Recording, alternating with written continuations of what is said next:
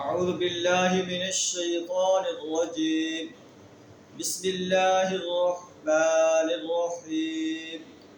من كان يريد حرث الآخرة نزد له في حرثه ومن كان يريد حرث الدنيا نؤته منها وما له في الآخرة من نصيب. صدق اللہ العظیم. سورہ الشورى آیت نمبر 20 آپ کے سامنے تلاوت کی، جس کا ترجمہ کچھ اس طرح ہے: من کان یرید حرث الآخرۃ نزد له فی حرثہ. جو شخص آخرت کی کھیتی چاہتا ہے اس کی کھیتی کو ہم بڑھاتے ہیں. ومن کان یرید حرث الدنیا، اور جو دنیا کی کھیتی چاہتا ہے، نؤتہ منہا، اسے دنیا ہی میں سے ہم دے دیتے ہیں. وما لہ فی الآخرۃ من نصیب، مگر آخرت میں اس کا کوئی حصہ نہیں. اس میں اللہ تبارک و تعالیٰ نے جو ہے نیک اعمال جو انسان دنیا میں کرتا ہے اس کو ایک کسان سے تشبیہ دی ہے.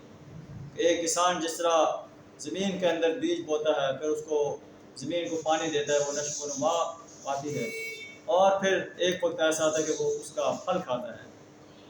اسی طرح ایک انسان جو نیک اعمال کا بیج ہوتا ہے، ایمان اور عمل صالح کرتا چلا جاتا ہے، دعوت دین انسانیت کے سامنے پیش کرتا چلا جاتا ہے، دین اسلام کو غالب کرنے کے لیے اپنا مال، اپنی جان، اپنا وقت اور صلاحیت کھپا دیتا ہے.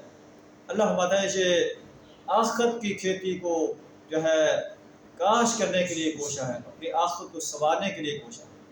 نزید لہ فی حرثہ، ہم اس کی کھیتی کو بڑھاتے چلے جاتے ہیں. ایک نیک عمل انسان کرتا ہے، اللہ تعالیٰ اس کو 10 گنا کر دیتا ہے، اور اس سے زیادہ چاہے اللہ تعالیٰ بڑھا دیتا ہے. اور جو انسان آخرت کی کھیتی کو سنوارنے کے لیے کوشش نہیں کرتا، بلکہ دنیا ہی میں جو ہے وہ چاہتا ہے کہ مجھے زیادہ سے زیادہ مال و دولت مل جائے، ٹھاٹ باٹ مل جائے، اللہ ہمارے ہاتھ اسے بھی دیتے ہیں، لیکن دیتے اتنا ہی ہے جتنا اس کے لیے ہم نے مقرر کر رکھا ہے.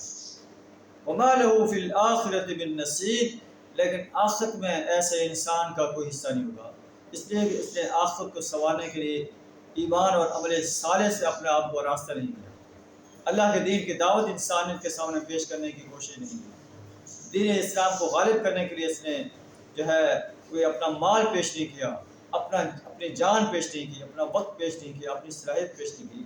وما لہ فی الآخرۃ من نصیب، ایسے انسانوں کا آخرت میں کوئی حصہ نہیں ہوگا. اللہ سے دعا ہے ہمیں ایمان اور عمل صالح سے اپنے آپ کو آراستہ کرتے ہوئے دین اسلام کی انسانیت کے سامنے دعوت پیش کرتے ہوئے، اور اسلام جو نظام دیتا ہے اس نظام کو غالب کرنے کے لیے اپنا کردار ادا کرتے ہوئے اپنی آخرت کی کھیتی کو سنوارنے کی توفیق عطا فرمائے، اور دنیا کو جو ہے اتنا حاصل کرنے کی ہمیں اتنا عطا فرمائے جتنا ہمارے لیے وہ کافی ہو جائے.